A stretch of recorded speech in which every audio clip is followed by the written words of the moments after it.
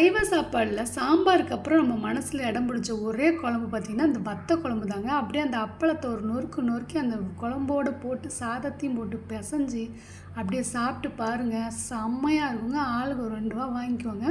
சூப்பராக இருக்கும். இந்த வத்த குழம்பு அப்படி சிம்பிளாக ஈஸியாக எப்படி செய்யலான்னு பார்க்கலாமா?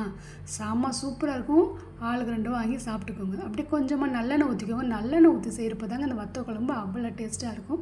வெந்தயத்தை போட்டுக்கோங்க. வெங்காயம் கருவேப்பிலை நல்லா பொன்னிறமாக நல்லா வதங்கட்டும். அது கூட பூண்டு தக்காளி கொஞ்சமாக உப்பு சேர்த்து நல்லா வதக்கி எடுத்து நல்லா பார்த்திங்கன்னா சூப்பராக வதங்கி வந்துடும்.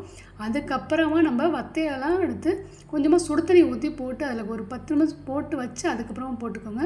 சூப்பரான வத்த குழம்பு பார்த்திங்கன்னா அப்படியே தக்கன்னு மின்னுங்க. ஒரு 10 நிமிஷம் பரட்டி விட்டு மசாலா பார்த்திங்கன்னா குழம்பு மசாலாத்தூள், மிளகாய்த்தூள், மஞ்சத்தூளுங்க. வேறு எந்த மசாலாவும் போடணும்னா சிம்பிளாக ஈஸியாக இருக்குங்க. செஞ்சு பாருங்கள். வத்த குழம்புனா இப்படி தாங்க இருக்கும். அவ்வளோ அருமையான வத்த குழம்பு. அப்படியே புளியை கரைச்சி ஊற்றி ஒரு 10 நிமிஷம் அப்படியே லோ ஃபயரில் இந்த மாதிரி லைட்டாக கொதிக்கணுங்க.